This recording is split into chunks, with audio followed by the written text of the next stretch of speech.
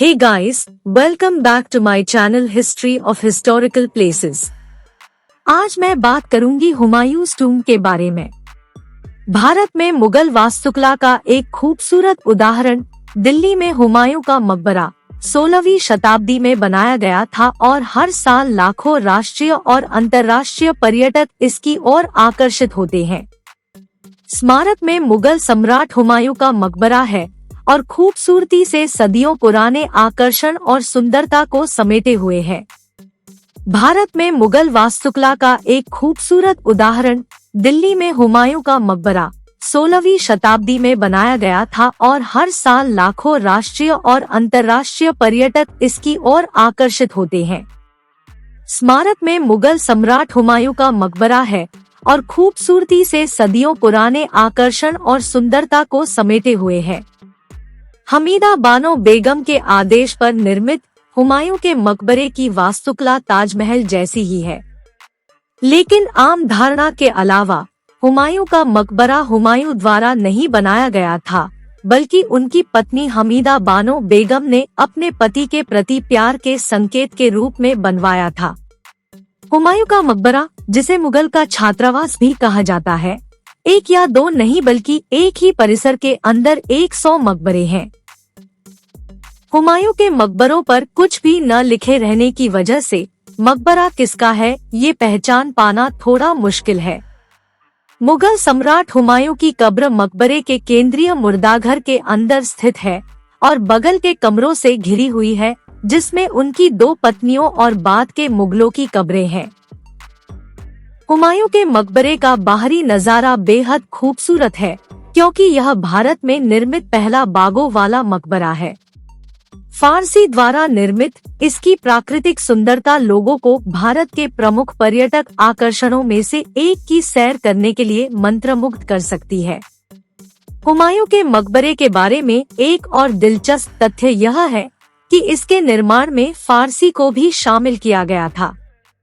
हुमायूं का मकबरा असल में पत्नी हमीदा बानो बेगम ने अपने पति मुगल सम्राट हुमायूं के लिए बनवाया था। यह उनके द्वारा अपने पति की मृत्यु के बाद उनकी स्मृति में बनवाया गया था। सम्राट हुमायूं की मृत्यु के बाद उन्होंने फारसी वास्तुकारों को बुलाया और उनसे कहा कि वे कुछ इतना शानदार बनाएं कि दुनिया इसे आने वाले युगों तक याद रखे। हुमायूं के बेटे अकबर ने यह जिम्मेदारी अपने कंधों पर ले ली और अपनी पत्नी और बेटे द्वारा हुमायूं के स्मरण के प्रतीक के रूप में मकबरे का निर्माण करवाया गया। हुमायूं के मकबरे के अंदरूनी भाग समृद्ध और सुरुचिपूर्ण कालीनों और शामियाना से बने हुए हैं, जो स्मारक को एक भव्य और शाही रूप प्रदान करते हैं। स्मारक के अंदर टॉप पर एक छोटा सा तंबू बना हुआ है, जहां आप हुमायूं की तलवार, जूते और पगड़ी को उनकी स्मृति के प्रतीक के रूप में देख सकते हैं। दिलचस्प बात यह है कि हुमायूं के मकबरे ने मुगल वास्तुकला में 4/4 उद्यान की अवधारणा को पेश किया है। हुमायूं के मकबरे के ऊपर स्थित गुंबद 42.5 मीटर लंबा, जहां आप सीढ़ियों के माध्यम से जा सकते हैं। स्मारक की जहां से शुरुआत होती है, वहां से शुरू होने वाले 2 प्लेटफार्मों को अलग करने के लिए सीढ़ियों का निर्माण किया गया है। हुमायूं के मकबरे का डिजाइन और वास्तुकला आपको निश्चित रूप से बिल्कुल भी मिस नहीं करनी चाहिए, क्योंकि इसके प्लेटफॉर्म एक दूसरे के ऊपर आपस में जुड़े हुए हैं, जो इसे देखने लायक बनाते हैं। हुमायूं का मकबरा लगभग 8 वर्षों में बनकर तैयार हुआ था और इसके निर्माण में लगभग 1.5 मिलियन रुपए खर्च किए गए थे।